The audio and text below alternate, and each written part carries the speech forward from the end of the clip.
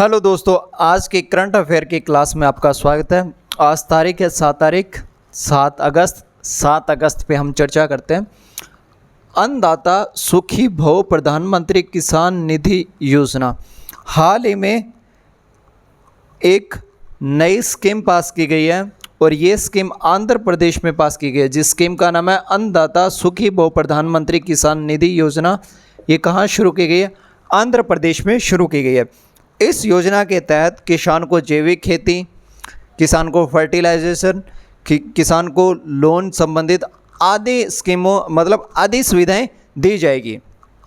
Second question है, अंतर्राष्ट्रीय वायु परिवहन संघ के अनुसार भारत वर्ष 2024 में विश्व का कितने नंबर का सबसे बड़ा बाजार बन गया है? क्वेश्चन ये कहना चाहता है कि हाल ही में अंतर्राष्ट्रीय वायु संघ ने एक रिपोर्ट जारी की है और उस रिपोर्ट के अनुसार सबसे ज़्यादा एयरप्लेन्स कहाँ आए हैं, यानी कि सबसे ज़्यादा पर्यटक कहाँ आए हैं और विमानन बाजार बन गया है।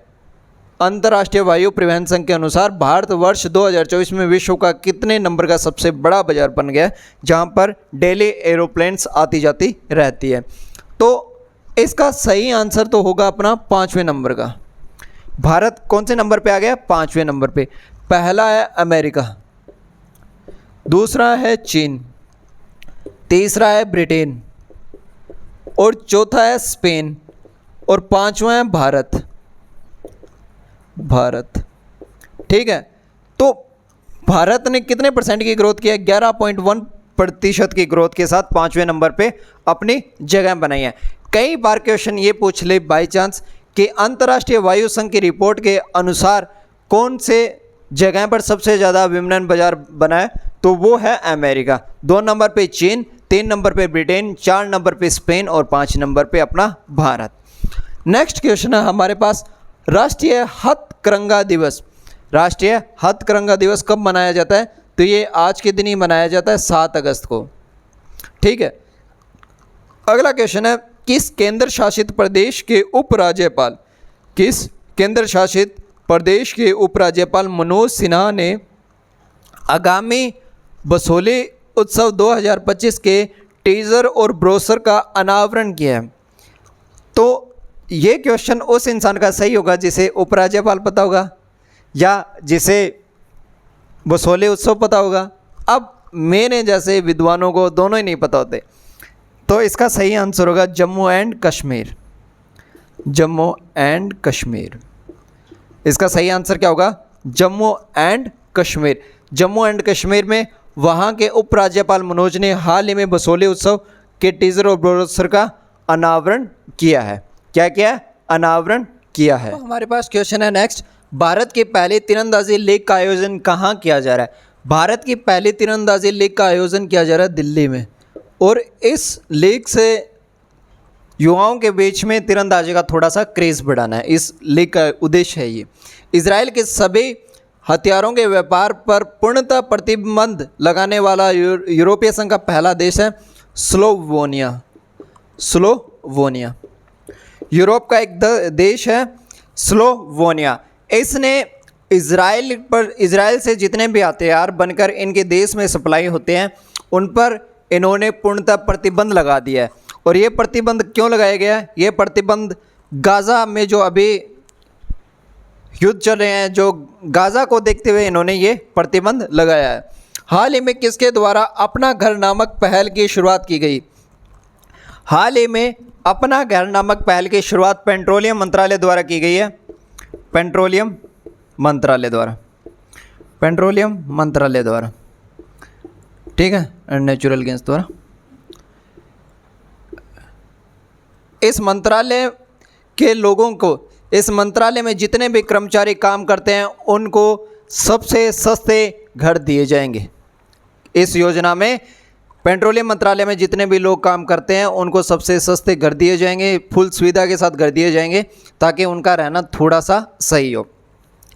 अब एक क्वेश्चन मैं पूछता हूँ कि विश्व का पहला शतरंज स्पोर्ट्स विश्व कप किसने जीता था? यानी कि विश्व का पहला शतरंज के अंदर कप किसने जीता था? ये आप बताओगे। अब आज के करंट अफेयर में इतना ही था। आज मैं आपको कराऊंगा एसआई यूनिट याद। क्या? एसआई यूनिट याद। फिजिक्स की काफ़ी एसआई यूनिट पूछी जाती है, वो मैं आपको याद करवाऊंगा। सबसे पहले लंबाई की एसआई यूनिट होती है मीटर। द्रव्यमान की एसआई यूनिट होती है किलोग्राम। तापमान की एसआई यूनिट होती है केल्विन। इसे डिग्री सेल्सियस में भी लिखते हैं। डिग्री सेल्सियस इसका नया है, पुराना क्या था? Degree centigrade. ठीक है। तापमान के बाद तापमान को किस में? केल्विन में। ज्योति तीव्रता को कैडला में। किस में? कैडला में। टाइम को सेकंड में।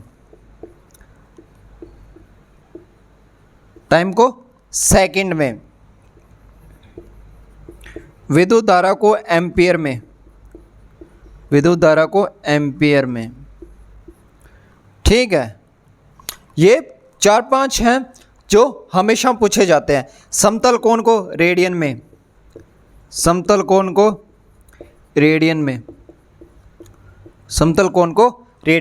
ये 4-5 ऐसा यूनिट है जो लगभग बच्चों को याद होने चाहिए, क्योंकि इस ऐसा यूनिट से क्वेश्चन आते ही आते हैं। ठीक है। अब हम देखेंगे कि हमारे जनरल साइंस के कुछ इंपॉर्टेंट क्वेश्चन। ठीक है। तो अब अपने चलते हैं जनरल साइंस पर।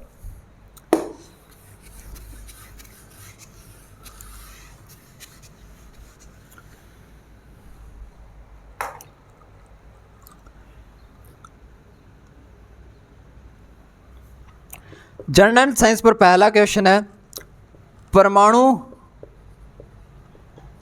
क्रमांक पर आधारित आवर्त सारणी। परमाणु क्रमांक पर आधारित आवर्त सारणी का सबसे बड़ा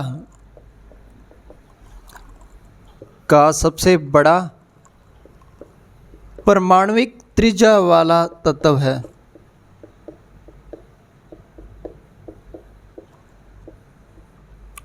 हमारे पास क्वेश्चन है, परमाणु क्रमांक पर आधारित आवर्त सारणी का सबसे बड़ा परमाणुविक त्रिज्या वाला तत्व है। आप बताओ। मैं इतने में नेक्स्ट क्वेश्चन लिखता हूं। एक्सरे पर परमाणु क्रमांक पढ़ने की कोशिश किसने की थी?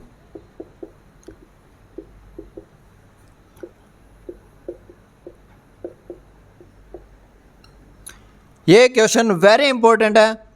ये ऐसे वैसे एग्जाम में नहीं आया हुआ, ये एग्जाम में आया हुआ है यूपीएससी में। ऐसा वैसा क्वेश्चन नहीं है ये।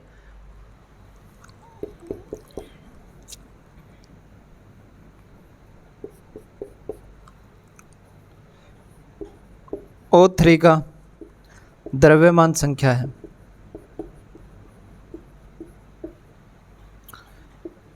48, 42, 41, 38। ये 3 क्वेश्चन है जो लगभग एग्ज़ाम में पूछे जाते हैं, यानी कि आज तक के मोस्ट इम्पॉर्टेंट एग्ज़ाम में पूछे गए हैं। और ये क्वेश्चन जनरल साइंस हैं, आपको पता ही है। ये क्वेश्चन कर नहीं पाते लोग। सबसे बड़ी दिक्कत है कि कर नहीं पाते। मैं कराऊंगा। आपके पास 2 मिनट का टाइम है, तब तक मैं मार्कर में शाई डालूं, तब तक का टाइम है।